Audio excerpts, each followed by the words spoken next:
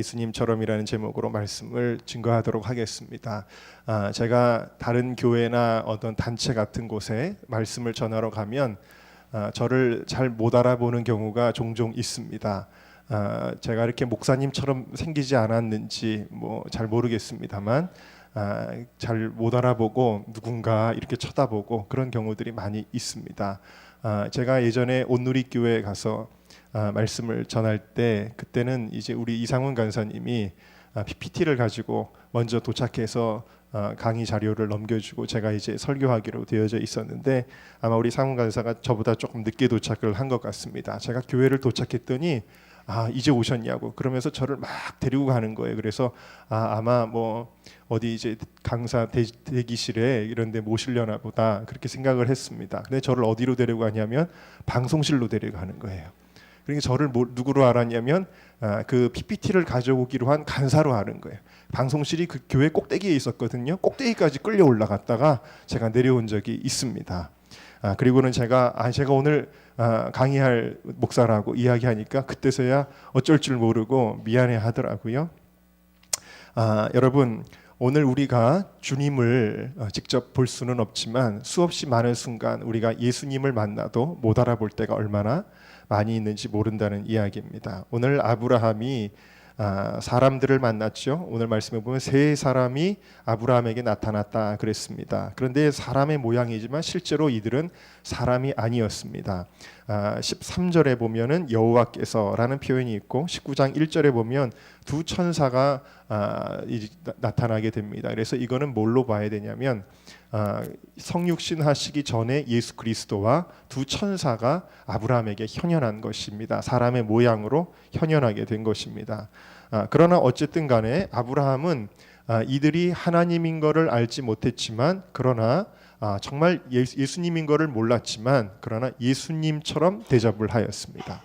그리고 이것이 그에게는 크게 복이 되었던 것을 볼 수가 있습니다. 왜냐하면 실제로 물론 예수님이셨기 때문이겠죠. 여러분 우리는 막상 하나님을 뵈면 굉장히 우리가 잘할 줄로 압니다. 그러나 하나님은 우리에게 직접 자신을 드러내지 않으십니다. 물론 환상이나 어떤 특별한 경험을 갖고 주님의 음성을 듣는 경우들도 있겠지만 그런 것은 아주 드문 일들이고요. 우리는 하나님의 실체를 그렇게 볼 수 있는 존재가 아닙니다. 그래서 우리의 모든 인간관계 속에서 언제나 우리는 주님을 대하듯이 최선을 다해야 한다라는 이야기입니다.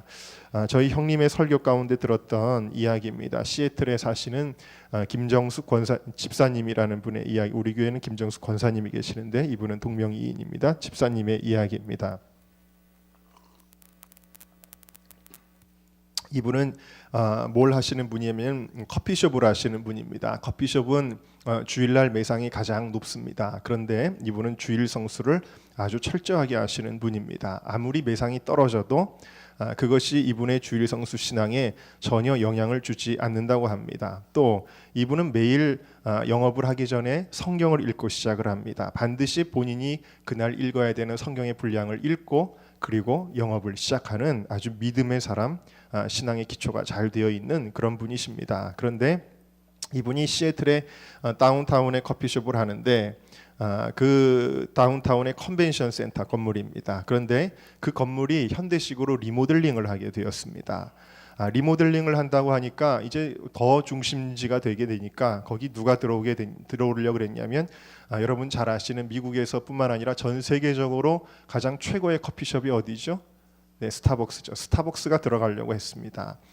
스타벅스가 입주 신청을 했는데 더더군다나 이때 마침 이 김정숙 집사님의 커피숍은 계약이 딱 끝나는 타이밍이었습니다. 그러니까 이 건물주 입장에서는 당연히 스타벅스를 받고 이 영어도 제대로 하지 못하는 이 한국 사람이 하는 동양 사람이 하는 이 커피숍은 이제 계약을 해지하겠다라는 생각을 갖게 된 것입니다. 그래서 이 한국 사람에게는 이제 나가라 그러는 거예요. 나가라 그러고 커피숍으로 스타벅스를 받으려고 하였습니다. 그러나 이 집사님이 낙심하지 않았습니다. 그리고 어려울 때마다 하나님의 말씀을 붙들었는데 그때 붙들었던 말씀이 두려워 말라 놀라지 말라 내가 너와 함께 할 것이다. 내가 너의 의로운 손으로 너를 붙들 것이다. 오른손으로 붙들 것이다. 이렇게 주님의 말씀을 붙잡고 기도합니다. 그 하나님이 역사하시는데 이 건물의 매니저의 마음을 하나님이 이상하게 감동시켜 주신 것입니다. 그래서 이 매니저가 건물주를 강력하게 설득합니다.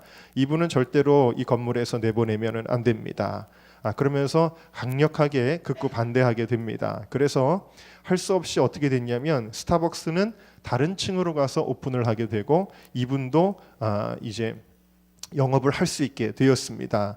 어쨌든 스타벅스가 이 건물이 하도 탐이 나니까 포기하지 않았습니다. 여러분 잘 아시다시피 조그만 구멍가게가 하는 곳에 대형 마트가 들어오면 구멍가게는 당연히 죽게 되어지죠. 그 가까운 거리에 있으면. 근데 같은 건물 안에 스타벅스가 들어오게 된 겁니다. 아주 대형 커피숍, 화려한 커피숍이 들어오게 된 것입니다. 이제부터 경쟁이 시작이 될 수밖에 없는데 이거는 삼척동자가 봐도 안 되는 싸움입니다. 미국 사람들이 어디를 가겠습니까? 당연히 영어도 잘 못하는 이름 없는 브랜드도 없는 동양 사람의 커피숍에 갈 것이 아니라 당연히 스타벅스에 가야 되는 것입니다. 게임이 되지 않는 것입니다. 그런데 여러분 기적이 일어났습니다. 그 공룡 같은 스타벅스가 이 무명의 한국 사람이 하는 커피숍에 밀려가지고 2년 반 만에 철수했습니다. 이런 케이스는 스타벅스에도 처음 있는 일이었다라고 합니다. 이것이 과연 어떻게 가능했는가? 그 비결은 딱 한 가지였다고 합니다. 그 예수님을 잘 믿는 이 집사님이 자기 커피숍에 손님이 들어오면 이렇게 생각합니다. 예수님이 오신다. 예수님이 오신다. 그 생각을 한다는 겁니다. 여러분 정말 예수님이 손님으로 오신다면 어떻게 대우하겠습니까? 바로 그와 같이 했다라는 거예요. 그것이 마음이 마음으로 이신전심으로 전달이 되지 않을 수가 없는 것입니다. 그 커피숍에 방문하는 모든 손님들이 감동을 받게 되고 그래서 그 커피숍이 스타벅스를 이기는 놀라운 역사가 일어나게 된 것입니다. 여러분 우리의 인간관계 가운데 주님께서는 사람에게 하듯 하지 말고 예수님께 하듯 하라라고 명령하시는 경우가 성경에도 보면은 얼마나 많이 있는지 모릅니다. 에베소서 5장 22절에 보면 이런 표현이 있죠. 아내들이여 자기 남편에게 복종하기를 주께 하듯 하라 그랬습니다. 여러분 남편은 그리스도께서 우리를 사랑하시든지 사랑하라 그랬고요. 아내는 남편에게 예수님에게 하듯이 하라 그랬습니다. 요즘 페미니즘 가진 여자들이 이 말씀을 성경 말씀이 잘못됐느니 하나님의 말씀조차 잘못됐다고 막 이럽니다만 여러분 말씀 그대로 아내들은 남편에게 복종하기를 예수님이 대하듯이 하시기를 주님의 이름으로 축원합니다. 또 골로새서 3장 20절에 보면 자녀들아 모든 일에 부모에게 순종하라 이는 주 안에서 기쁘게 하는 것이니라 그랬습니다. 우리가 부모님께 순종할 때도 예수님께 하듯이 해야 될 줄로 믿습니다. 직장에서도 하나님은 이러한 자세를 가지라고 말씀하십니다. 에베소서 6장에 종들아 두려워하고 떨며 성실한 마음으로 육체의 상전에게 순종하기를 그리스도께 하듯 하여 눈가림만 하여 사람을 기쁘게 하는 자처럼 하지 말고 그리스도의 종들처럼 마음으로 하나님의 뜻을 행하여 단 마음으로 섬기기를 주께 하듯 하고 사람들에게 하듯 하지 말라 그랬어요. 여러분 교회에서나 직장에서나 어디서나 여러분 윗사람을 대할 때에 여러분 예수님에게 하듯이 하시기를 주님의 이름으로 축원합니다. 골로새서 3장에도 또 똑같이 기록이 되어져 있어요. 종들아 모든 일에 육신의 상전들에게 순종하되 사람을 기쁘게 하는 자와 같이 눈가림만 하지 말고 오직 주를 두려워하여 성실한 마음으로 하라. 무슨 일을 하든지 마음을 다하여 함께 좀 따라할까요? 무슨 일을 하든지 마음을 다하여 주께 하듯 하고 사람에게 하듯 하지 말라. 네, 그렇게 주님이 우리에게 명령하시는 거예요. 또 주의 종들에게 주님은 이렇게 말씀하셨습니다. 마태복음 10장에 너희를 영접하는 자는 나를 영접하는 것이요 나를 영접하는 자는 나 보내신 이를 영접하는 것이니라. 선지자의 이름으로 선지자를 영접하는 자는 선지자의 상을 받을 것이요 의인의 이름으로 의인을 영접하는 자는 의인의 상을 받을 것이요 또 누구든지 제자의 이름으로 이 소자 중 하나에게 냉수 한 그릇이라도 주는 자는 내가 진실로 너희에게 이르노니 그 사람이 결단코 상을 잃지 아니하리라 하시니라 그랬어요. 그러니까 예수님이 제자들을 가리켜 제자들에게 너희들에게 잘하는 사람은 나한테 잘하는 것이다. 주님은 그 원리를 보여주시면서 바로 그 사람이 상을 받을 것이라고 이야기하셨습니다. 여러분 목사에게 물질적으로 잘하라는 그런 이야기가 아니라 중심을 주님이 이야기하시는 것입니다. 여러분 목사도 똑같은 사람이지만 하나님의 사람으로 인식해야 한다라는 말입니다. 오늘 아브라함을 보면 그는 318명의 종을 거느린 대단한 주인이지만 그 하나님의 사람들을 대할 때에 자신을 종이라고 표현하고 그 앞에 몸을 굽혀 순복하는 것을 볼 수가 있습니다. 여러분 그러므로 목회자를 대할 때에도 예수님을 대하듯이 한다면 저를 보고 그렇게 하라는 이야기가 오해하시면 안 되고요. 여러분 혹시 여러분들이 나중에 이민을 갔든지 어디 멀리 갔는데 여러분이 섬기는 교회 목사님이 나이도 어립니다. 학벌도 대단치 않습니다. 그렇더라도 여러분 예수님처럼 대하시기를, 나중에 우리 간사님들이 주의 종의 길을 갈 때에 여러분들이 만나게 된다면 예수님을 대하듯이 대하시기를 주님의 이름으로 축원합니다. 주님께서 이렇게 우리에게 모든 인간관계 가운데 예수님께 하듯이 하면 주님이 기뻐 받으신다, 주님이 기억하신다라는 거예요. 마태복음 25장에 보면 심판의 세 가지 기준 가운데 세 번째로 양과 염소를 나누시면서 오른편에 있는 양들을 하나님이 축복하십니다. 그러면서 내 아버지께 복받을 자들이여 나와 창세로부터 너희를 위하여 예비된 나라를 상속하라. 그러면서 내가 줄일 때에 너희가 먹을 것을 주었다. 목마를 때에 마시게 하였다. 나그네 되었을 때에 영접하였다. 벗었을 때에 옷을 입혀줬고 내가 병들었을 때 돌아보았고 옥에 갇혔을 때에 나를 와서 돌봤다 라고 말씀하십니다. 그러니까 양들이 이야기합니다. 주님, 무슨 말씀입니까? 저희는 주님을 만나본 적이 없고 주님께 그렇게 해드린 적이 없는데요. 주님 민망합니다. 주님, 그렇게 이야기를 합니다. 그랬더니 하나님께서 주님께서 뭐라고 말씀하시냐면 여기 있는 내 형제 중에 지극히 작은 자 하나에게 한 것이 곧 나에게 한 것이다.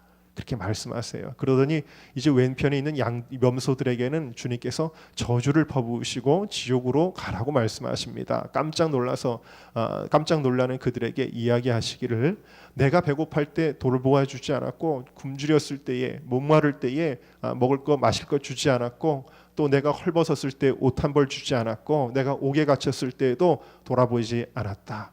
펄쩍 뛰면서 이야기합니다. 주님 봤으면 저희가 당연히 그렇게 해드렸지요. 그러나 주님 너무 억울합니다. 우리는 주님을 뵌 적이 없는데요 라고 이야기합니다. 그때 주님께서는 여기 있는 내 형제 중에 지극히 작은 자 하나에게 하지 아니한 것이 곧 나에게 하지 아니한 것이다 라고 주님은 책망하셨습니다. 여러분 이것은 직접적인 의미에서는 당연히 여기 있는 내 형제 중에 하나 예수님의 제자들을 가리키는 거예요. 그러니까 복음을 위해 사역하는 복음의 사역자들을 돕는 것에 대한 이야기입니다만 넓은 의미에서는 도움이 필요한 모든 사람들을 가리킨다라고도 할 수가 있는 것입니다. 여러분 주님은 모든 관계 속에서 우리가 주님께 어떻게 대하는지를 보신다라는 사실이에요.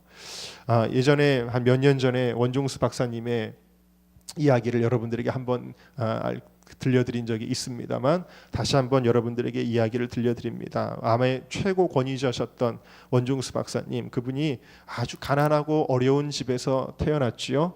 홀 어머니 밑에서 정말 배고프면서 자라났습니다만 어쨌든 그 어머니는 굉장한 신앙의 교육자였습니다. 그 아들이 그렇게 훌륭하게 된 데는 어머니의 강력한 신앙 교육이 있었어요. 아들이 아무리 피곤해도 반드시 새벽에 다 깨워가지고 새벽 기도를 다 드리고 갔습니다. 수시로 금식을 시켜가지고 배를 쫄쫄 굶었습니다. 그리고 말씀을 읽지 않으면 밥도 주지 않았어요. 이 어머니는 그렇게 철저하게 자녀들을 신앙 양육을 하였습니다. 정말 오늘날 어머니 세대들이 보면 부끄러울 수밖에 없는 그런 신앙의 교육을 하셨던 분이에요. 배고프고 어려운 시절에도요.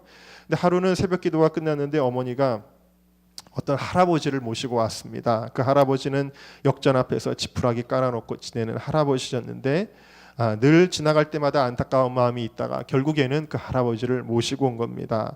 그 할아버지는 눈이 보이지 않기 때문에 어머니가 지팡이를 이렇게 잡고 인도해서 할아버지가 따라오셨습니다. 그 할아버지를 그 어린 원종수 어린이가 보는 순간에 너무 반갑지가 않았습니다. 왜냐하면 우리 집도 이렇게 못 사는데 저 할아버지를 어떻게 하시려고 우리 집에 데리고 오셨나. 그런데 어머니의 얼굴이 엄해집니다. 어머니가 엄해지면 자녀들은 무조건 해야 됩니다. 안 하면 종아리를 맞기 때문입니다. 종수야, 이 할아버지 목욕시켜드려라. 먹지도 못하고 기도 열심히 하고 와서 허기진데 집에 불도 없고 따뜻한 물도 없는데 할 수 없이 나무를 주워와서 대야에 물을 데핍니다. 그때 할아버지 옷을 보니까 갑옷입니다. 왜냐하면 한 번도 목욕을 한 적이 없기 때문에 똥 같은 것들이 다 묻어가지고 딱딱해져 있습니다. 그래서 도저히 만지지를 못하고 나무 막대기로 옷을 벗기고 할아버지의 몸을 보니까 몸도 갑옷같이 때가 꼈습니다. 변이 쩔어서 딱딱하게 붙어 있습니다. 그래서 정말 하기 싫지만 어머니가 시키니까 무조건 순종하는 마음으로 몸을 이제 때를 벗겨 가지고 몸을 깨끗하게 씻어 드렸습니다. 때를 밀을 필요도 없습니다. 손으로 그냥 떼어냅니다. 할아버지는 목욕을 몇 년 만에 하시는지 시원하다 시원하다 하십니다. 추우면서도 시원하다 이렇게 하십니다. 목욕이 끝난 후에 도저히 그 더러운 옷을 입힐 수가 없잖아요. 그래서 어떻게 하나 하는데 불안한 마음을 가지고 있습니다. 왜냐하면 혹시 엄마가 있는데 결국 엄마가 이야기합니다. 종수야, 너 지난번에 삼촌이 사다 주신 그 옷 있잖아. 그거 정말 아껴둔 옷이거든요. 좋을 때 입으려고 아껴둔 건데 그걸 어머니가 얘기하십니다. 그 옷 할아버지 입혀 드려라. 얼마나 서러운지 눈물이 핑 돕니다. 그럼에도 불구하고 대들 수가 없어서 그거를 할아버지에게 입혀 드렸습니다. 깡통에 화로를 만들어서 대청마루 가운데 앉혀드리고 그리고 온 식구가 덮고 자는 담요 하나를 그 할아버지에게 덮여드리고 가서 할아버지 먹을 것을 해오라고 하시니까 집에는 먹을 것이 다 떨어졌으니까 밭에 가서 무줄거리 배추 줄거리를 주워다가 된장을 풀어서 쌀이 없으니까 보리를 넣고 좀 끓여서 그거를 개밥 비슷하게 만들어서 그것도 식구들도 먹을 것이 없는데 할아버지 먼저 드시게 하라는 겁니다. 할아버지가 한 그릇을 드시고 이제는 우리 차례가 됐나. 근데 할아버지가 또 배고파 하시니까 한 그릇을 더 드리고 세 그릇째 드시고 나서야 배부르다 하시는데 세상 참 이럴 수가 있나 하는 생각에 또 서글픈 마음이 들었습니다. 너무 마음이 그 할아버지가 원망스럽고 분했습니다. 그런 일들이 있었는데 그러면서 그 할아버지를 모시고 겨울을 지나는데 놀라운 일이 생겼습니다. 지나가는 사람이 기도하는데 갑자기 그 원종수 박사의 집이 생각이 나면서 쌀을 가져다 주라고 해서 쌀을 놓고 가고 또 어떤 사람은 지나가다가 미역도 놓고 가고 어떤 사람은 김치도 놓고 가고 그래서 한겨울을 그 집이 얼어 죽지 않고 지내게 되어집니다. 또 그 가정에 성령의 은사가 있으니까 할아버지도 예언의 은사를 받아서 할아버지가 축복의 예언을 하기 시작합니다. 그러면서 그 겨울을 지나고 수십 년의 세월이 지났으니 그 할아버지에 대해서는 까마득히 잊고 있었습니다. 그런데 이 원종수 박사가 미국에서 성공을 해서 유학생들 모임에 가서 강연을 하게 됩니다. 이제 후배 한국인들에게 도전을 주기 위해서 마련된 자리였습니다. 그래서 내가 이제 믿음에 대하여 이야기해야지 이런 마음을 가지고 그 유학생들의 집회에 가게 되었는데 집회에 참여해서 이제 말씀을 전하기 강연을 하기 전에 맨 앞자리 이런 자리에 딱 가서 앉은 겁니다. 그리고는 하나님 앞에 기도합니다. 하나님, 오늘 이 학생들에게 제가 무슨 이야기를 할까요? 하는데 갑자기 그의 눈앞에 슬라이드처럼 5개의 장면들이 착착착착착 지나가는 겁니다. 어떤 장면들이었냐면 그 할아버지의 그 거지 같은 그 할아버지를 모시고 와서 그 할아버지의 몸을 씻어드리는 장면이 나오는 것입니다. 나무 작대기로 옷을 벗기는 장면까지 나옵니다. 그러면서 예수님께서 그 원종수 박사의 마음 깊은 곳에 속삭이십니다. 뭐라고 말씀하시냐면 그게 나였다. 종수야, 내가 그날 얼마나 추웠는지 몰라. 내가 그날 얼어 죽었을지도 몰라. 내가 얼마나 배가 고팠는지 모른다. 그 많은 사람들이 성경책을 끼고 지나가면서도 나를 모른 척하고 지나갔지만 너의 어머니가 나를 불렀다. 내 배고픔을 내가 채워줬지. 내가 추웠을 때 내 한 벌 있던 옷을 입혀줬지. 내가 외로웠을 때 나를 가운데에 놓고 모여 나를 위해 기도해줬지. 네가 나를 먹였기 때문에 내 먹는 것을 책임져 주마. 네가 나를 입혀줬기 때문에 내가 너 입을 것을 책임져 주마. 네가 나를 데려다가 집에서 재워줬지. 내가 너의 의식주를 책임져 주마.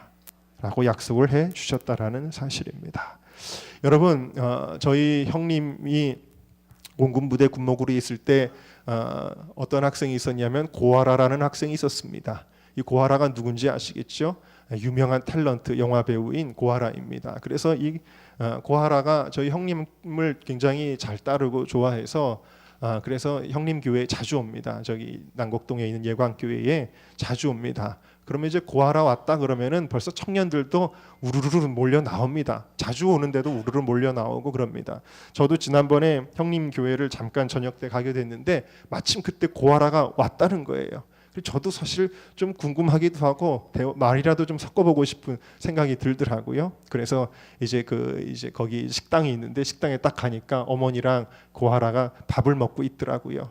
그래도 이제 어머니가 저를 소개시켜 우리 이제 최상윤 목사님 막내 동생이라고 소개시켜 줍니다. 제가 그 앞에 딱 갔는데 그 웬만한 탤런트들이 사실 좀 교만하고 도도할 텐데 얼른 자리에서 벌떡 일어나더니 90도로 손을 모으고 정말 절하듯이 인사를 하면서 목사님 그러면서 벌떡 일어나더라고요. 그래서 참 신앙교육을 잘 받았구나 이런 생각을 하게 되었는데 어쨌든 간에 여러분 그런 생각을 합니다. 여러분 만약에 우리 교회에 연예인이 온다면 어떻게 될까요? 다들 말 한마디라도 하고 싶어서 기회를 엿볼 거예요. 나도 한번 대화해보고 나도 사인이나 한번 받아볼까? 여러분 사진이나 한 장 혹시 같이 찍을 수 있을까? 다들 관심을 갖게 될 것입니다. 여러분 그런데 하물며 연예인이 와도 그렇다면 오늘 이 자리에 우리 교회에 예수님이 오신다면 어떻게 될까요? 여러분 예수님이 오신다면 어떻게 될까요? 제가 요즘에 이제 병원을 계속 기도하러 가게 됩니다만 이렇게 수많은 병자들이 있는데 만약에 예수님이 오신다면 이 사람들이 다 예수님께 매달리겠구나 이런 생각이 들었었어요. 정말 예수님이 계시다면 여러분 어떻게 하시겠어요? 예수님께서 그러면 다 아마 달려드실 겁니다. 그렇죠? 그런데 여러분 새 가족들이 우리 은정교회 왔을 때에 먼저 다가가서 말 한마디라도 걸어야 되겠다. 새 가족이 왔네. 누가 말 걸고 있나? 관심 있게 주의 깊게 여러분들 그렇게 해보신 적이 있나요? 함께 내가 식사해줘야지 하면서 식사하며 대화라도 해보고 싶으신 적이 있으신가요? 여러분 예수님께서 이렇게 말씀하시면 어떡하시오? 내가 은정교회를 갔었는데 반갑게 인사해주는 사람 별로 없더라. 말 걸어주는 사람도 없어서 뻘쭘했단다. 내가 식사를 하는데 나 혼자 밥 먹게 내버려 두더구나. 여러분 주님께서 이렇게 말씀하시면 어떡하시오? 여러분 물론 우리 성도님들이 그런 거 잘 못하시는 데는 성격이 내성적이라서 그러시다는 걸 너무나 잘 압니다. 마음에 사랑이 없거나 그것이 아니라 성격이 내성적이고 뻘쭘해서 그러신다라는 것을 잘 압니다. 그래도 여러분 지금부터는 은정교회에 누가 오시든 그분이 정말 사회적으로 위치가 높은 분이든 혹은 정말 노숙자이든 그것과 상관없이 여러분 예수님이라고 생각하시기를 주님의 이름으로 축원합니다. 예수님께 하듯이 해보세요. 그러면 은정교회 한 번 왔다가 다시는 안 나올 사람 한 명도 없을 것입니다. 여러분 우리가 같은 교우들이 어려움에 빠졌을 때 얼마나 공감하며 기도해 줬나요? 어려움에 처하면은요 흔히들 인사합니다. 기도할게요. 그러나 진정으로 기도하는 사람들은 다가 아닐 때가 많이 있습니다. 그래서 기도 부탁도 남발할 수가 없어요. 어떤 이들은 어려움에 빠진 이들을 더 아프게 하는 사람도 있습니다. 욥이 고난 당할 때 욥의 친구들은요 위로와 격려가 필요한 욥에게 오히려 가르치는 말을 하고 너가 고난 당하는 거는 이런 것 때문이야라고 선지자도 아니면서 자기들이 선지자 노릇하고 가르치다가 결국 하나님께 혼나지 않았습니까? 하여튼간 고난당하는 사람의 주위에는요 별의별 사람들이 다 참견을 하기도 합니다. 그러나 여러분 정말 힘이 되고 기도해 주는 사람이 있습니다. 저희 이제 지난주에 저희 아버님이 쓰러지셨는데 쓰러지시기 바로 전까지 제가 사모랑 같이 부모님과 저희 집에서 이렇게 식사하고 대화를 하였습니다. 근데 저희 아버님이 무슨 이야기를 그때 해주셨었냐면 저희 큰형님이 어렸을 때 죽을 고비를 참 많이 넘기셨습니다. 뭐 우물에 빠져서 죽을 뻔한 적도 있고 화상으로 죽을 뻔한 적도 있고요. 죽을 뻔한 적이 참 많습니다. 저희 큰형님이. 그런데 저희 형님이 경기를 아주 심하게 해서 죽을 뻔한 적이 있습니다. 경기를 하는데 완전히 의식을 잃고 숨이 멎었다가 다시 살아났다가 또 그랬다가 그런 일을 몇 번을 반복하다가 나중에는 완전히 이제 경기를 하고 뒤집어졌는데 그 당시 너무 시골이고 뭐 병원도 없고 그런 때였기 때문에 할 수 있는 거라고는 기도밖에 없었어. 아버지가 부모님이 저희 아버님 어머님이 밤새도록 아들을 위해 기도하고 새벽 기도 시간이 되니까 성도들이 나왔어요. 그러니까 성도들이 같이 합심하여 기도했다는 거예요. 기도했는데 결국에는 이 아이가 이제 형님이죠. 형님이 숨이 완전히 멎어버린 겁니다. 숨이 멎었는데 그 숨이 멎은 아들을 놓고도 계속 기도를 하신 거예요. 기도를 하셨는데 동은 다 떴고 그리고 이제 기도하다가 이제 사람들도 힘드니까 지치니까 이제 하나둘씩 자리를 떠났고 또 출근도 해야 되는 사람들도 있고 그랬습니다. 그런데 그때 뭐 제가 지금 잘 기억이 안 나는데 아침 10시까지인가요? 그때까지 계속 기도하는데 결국에는 형님이 이 의식이 돌아오고 숨이 돌아왔다라는 거예요. 그래서 지금 목회하고 계신데 근데 그때 끝까지 남아서 기도해 주셨던 권사님 한 분이 계신데 그분의 성함을 기억하시고 그날 대화할 때 그 이야기를 해주셨던 기억이 나요. 그래서 이제 그 이야기가 또 마음에 남아서 야, 부모님도 자녀를 위해서 그렇게 기도했는데 자녀들은 부모를 위해서 그렇게 기도를 잘 못하는구나, 이런 생각이 들어서 참 죄송한 마음이 들 때가 있습니다. 어쨌든 여러분, 그게 기억이 나는 거예요. 야, 끝까지 기도해 주셨던 그 권사님이, 저희 아버님이 벌써 그 공주에서 목회하신 게 벌써 수십 년도 더 된 얘기인데도 불구하고 그게 기억이 나시는 거예요.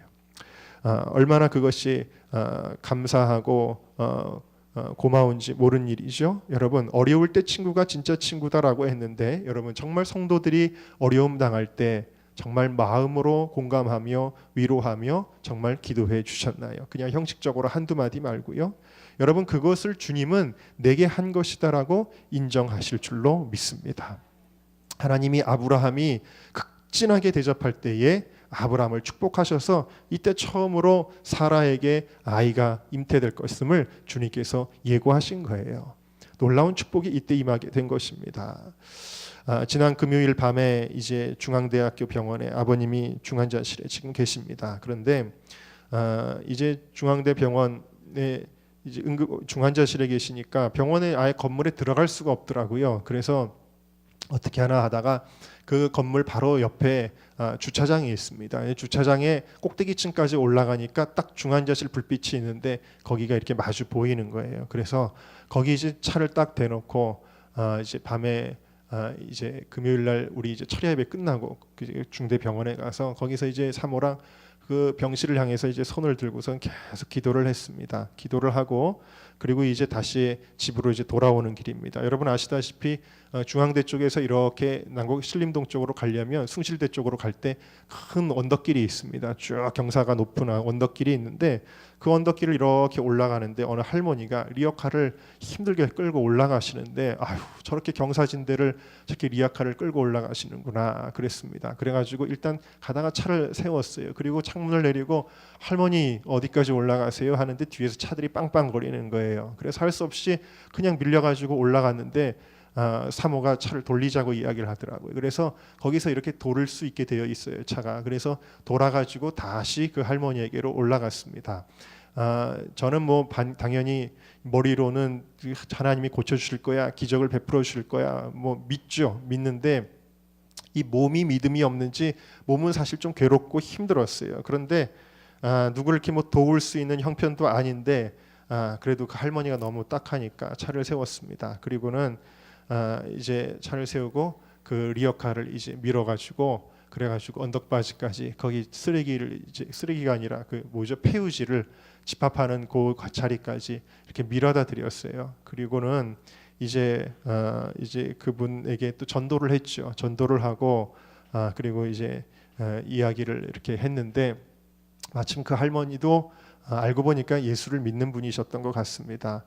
그러면서 제가 뭐 하다가 이렇게 이 밤에 지나가는지 새벽 뭐 그때가 한 12시도 훨씬 넘었을 때거든요. 그러니까 중대병원에서 저는 이제 아버님 위해서 기도하다가 올라가는 길이에요. 이야기를 했는데 그 할머니가 이렇게 헤어질 때에 뭐라고 이야기하시냐면 저도 아버님 위해서 기도할게요. 그러는 거예요.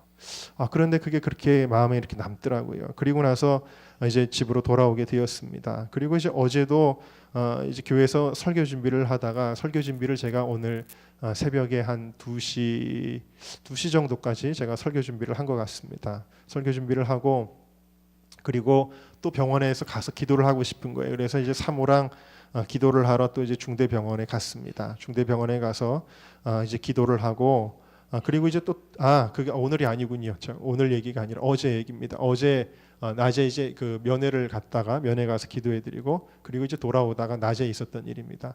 저기 이제 녹두거리에 이렇게 가게 됐습니다. 이제 식사를 하러 가게 됐는데 어떤 할아버지가 또 골목에서 이렇게 앉아 계시는데 뭘 들고 계시는데 제가 척 봐도 그거는 사 드시는 게 아니고 벌써 쓰레기 봉투도 있고 쓰레기들이 많아요. 쓰레기통에서 뒤진 음식이에요. 그 쓰레기통에서 뒤진 음식을 이렇게 드시고 계시더라고요. 그러니까 너무 안 됐어요. 안 됐는데 또 이제 또 차들이 이렇게 밀려가지고 이렇게 다시 한 바퀴 돌아가지고 다시 돌아와가지고 차를 대고 그 동안에 우리 사모는 내려서 그 할아버지랑 이렇게 대화를 하고 있었습니다. 그 할아버지를 도와주려 그러는데 할아버지가 한사코 도움을 뿌리치시더라고요.